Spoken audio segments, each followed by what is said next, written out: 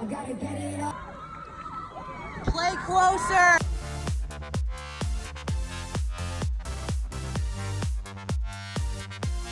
What is happening, Hurricanes? Here is your Halsey haul of the holidays. Just want to real quick say that I'm sorry to the majority of you who are not Halsey fans. I promised that I wasn't planning on making 2 Halsey videos back to back. I had something completely different planned for this week, but then I realized that Manic was gonna drop, and I was like, I can't talk about a Funko Pop, I'm not talking about that. And then she posted this. I had to shoot my shot. Long story short, yeah, I was there. I was at the Manic experience. No big deal. No big deal. But I already wrote the script for this video, so that's what you're gonna get. The show was an exclusive show and the tour hasn't started, I don't really want to post anything about it in case it could potentially ruin things for other people. Also, I just don't feel like it right now. Let me just say, that hoe has got some pipes. Enough of that. Enough of me nutting over the Manic experience. We have to talk about the real situation at hand, which is Manic, the album. Obviously, I want to preface that I do have a personal bias in favor of this artist, and I am no accredited music critic in any way. To try to organize this video, I'm going to be doing it in a tier list. So I'll be going through the album in chronological order, and I'll be ranking each song and giving a brief synopsis on my thoughts on it, or how it sounds, something so you know something about the song and I don't have to play it. I'm going to be ranking these songs on whether they are a banger, a bop, or a vibe. And how I differentiate between those 3 categories is based on my physical initial reaction to the song, which I will display here.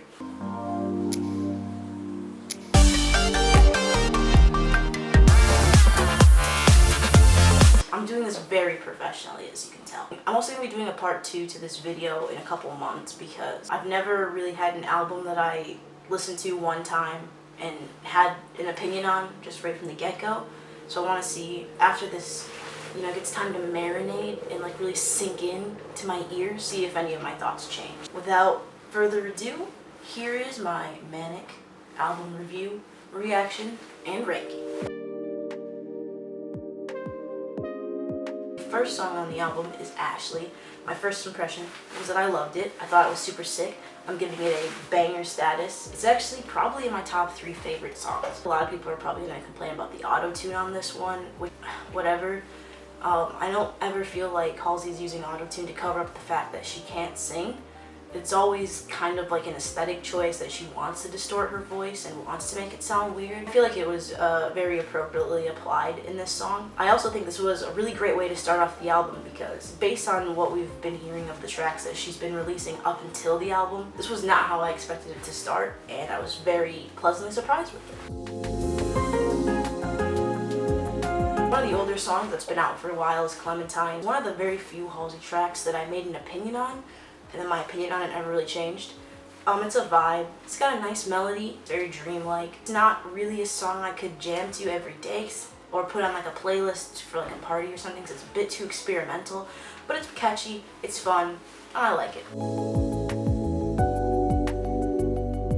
On the opposite side of that spectrum is Graveyard. My relationship with that song is very similar to most of Halsey's music, where I heard it and I was like, yeah, this is fine. 1 month later, 2 months later, I'm like, okay. Now I can't hear that song without wanting to scream it at the top of my lungs. So that gets the banger status. I kind of feel like Graveyard is like when you light a firework and it doesn't go off and everybody's just like, there's a potential explosion that could happen but you don't know, and then as soon as you drop your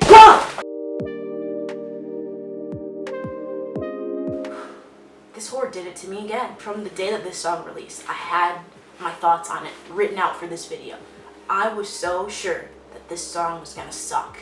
It's country-ish, it's not that catchy, the lyrics kind of suck. I just did not mess with it at all. Sure enough, I was listening to it a couple days ago. I could not help but bop to it. I still think that she should have kept line dancing in the Midwest where it belongs, but I digress. Also, I don't want to be that person who tries to make assumptions on like, what are the songs about? And like theorize who she's writing this for. But is this a G-Eazy diss track? You could be honest with me. The next song in our lineup is Forever. Is a long time. This song is a vibe, I think. This track does a great way of establishing the tone of the album in one song. It kind of takes you through all the levels of the spectrum, and I feel like it's a good way to put you in the headspace that she wants you to be in as best that she can. As a standalone track, it's a bit peculiar, but with the context of the album, I think it's really nice.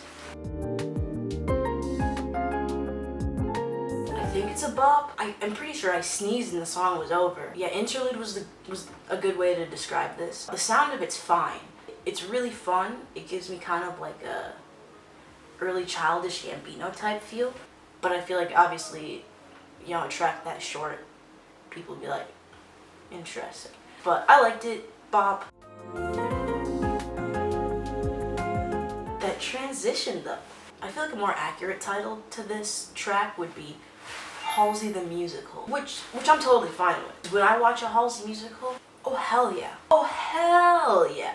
Just picture this, alright? It's a frosty spring morning in New Jersey. You have a young, spry, Ashley Fragile Panties running through the streets singing I Hate Everybody when a bum stops her and asks her if she wants to buy his mixtape. And that, ladies and gentlemen, is how Halsey and G-Eazy met. Next up on the record is probably my favorite song, 3 a.m. Banger. I would solidly define this as the Bad at Love of this album, in my opinion. I can smell banger on it. I think it's a kind of classic rock influenced. Like I said, I'm not a music critic, so I don't know if that's technically the genre you would use to describe that. But there's not a whole lot of electronic modifications to it. You know, there's no like synths or auto-tune or like, you know, trap related beats or whatever, the kind of stuff that you see a lot of times in modern music. It's very, you know, just instrumentals and piping out shit, to be honest. I think this is an awesome track, and I would solidly describe this track as what Pink wishes she sounded like. Luckily, this album has doubleheader banger, what I like to call it, because After 3 a.m. is Without Me. I love this track. I've always loved this track. I do think that the Juice WRLD Rest in Peace remix is better than the original, so if you haven't listened to that remix, go check it out, because it's literally the exact same song, but it takes out Halsey's garbage bridge and Juice WRLD goes off on a really dope sad boy verse. So check that out. I've always liked this song. I think it's really catchy. I'm not really sure why a song that predates the album by over a year is on it, and also the title track on it, but there seems like there was a bit of a hiccup, so it is what it is. Okay, is this one about Tinder? Because like I really feel like it's about Tinder. You like to meet, talking over the phone, you can come to mine but both my roommates are home. I don't know, it kind of sounds like an LA hookup to me. Regardless though, I like this song. I feel like it takes the pace of the album from like this high octave to just like slow and just slow. This song was fine. I give it a vibe. I don't have anything against it. I think it's, you know, a fun little romantic song about Tinder. I like that it kind of has this double chorus, because even the title kind of implies that it is kind of merging two songs together, and I feel like the actual song sounds that way, in a good way. The music video was a bit boring. That's about it. I feel like my initial reaction to this song is better shown than said. Oh God. I find it ironic to me that ever since I saw the name of this song, I have been referring to it as Anus's Interlude, when in fact, it's actually about Anus's next door neighbor. Yeah, the chorus of this song starts with, "Your pussy is a wonderland," which just sends cold needles down my back. I mean, I get the joke. I get it, the play on words. But your pussy is a wonderland? Ugh, I just hate the way that sounds. It's not a song I would let my mother listen to. It's a cool song for sure. Literally other than that line, I like the song. Bop.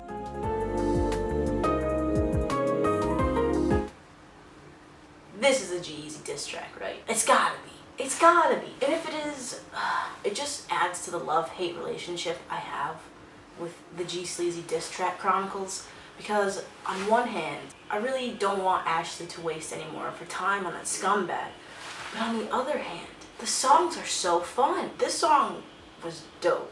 One thing I'll say about Manic as a whole is the sound design and the music production on it is on a different level from what she has previously put out. Now, I'm not saying that this is by far her best album, but it's probably the highest quality album. And this song, I think, was really cool with the way that it incorporated like sound effects with the music. And it's also just like, it's kind of spooky. If you ever broke up with anyone who was insane over text, this is the song that they wrote about you. This is scary shit. Like, I'm definitely on Halsey's side, but I think I have to be on her side now because she's kind of scary.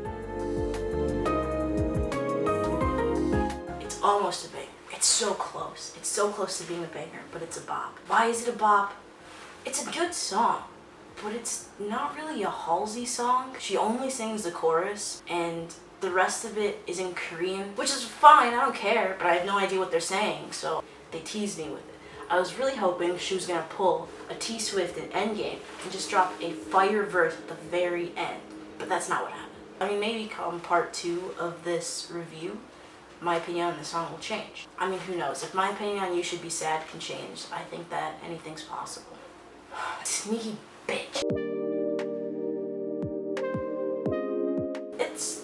It's definitely the happiest song, I think, on this album. It's a vibe because it's just kind of a cute little love song. It's not really the kind of music that I would listen to. I can appreciate the message, and it's a positive song, and it's cute, and it's sweet, and it sounds nice. And that's really all I have to say about it. Sorry. Still Learning is a song about self-love and appreciation. More is her telling somebody that she loves them. Still Learning is about her trying to tell other people that she's trying to love herself, which, regardless on whether or not you like the song, it definitely needed to be on this album because that's the whole message of this album, is about self-love and self-appreciation and like knowing your worth. It's pretty expositional, but I feel like the message works and it comes across the way that it's meant to come across. What a way to end an album. The first time I heard this song, I feel like it took a part of my soul out of me. It was like painful to listen to. And it wasn't painful to listen to because it was painfully bad. It was painful to listen to because it was just like, it's very candid. She's very exposed on this track. All the reviews that I've read about this album, even she said the same thing about this song, that she's never been this exposed on a track before. By closing it with like these statements, it really solidifies that this album wasn't written about something that happened in the past, or that's something that she hopes is going to happen in the future. This album was like written about the way that she's feeling right now, which is a big contrast to the other 2 albums that she's released. You guys didn't really think I wasn't going to talk about Nightmare. My alpha banger is getting an honorable mention, and that's the tier that it's in. Nightmare is an alpha banger, and it got curbed. It got so disrespected. Nightmare is getting an honorable mention because it was supposed to be the title track. Oh my god, I didn't talk about Without Me. I skipped right over it. Well, I guess this video isn't shot chronologically. I'm gonna kill myself.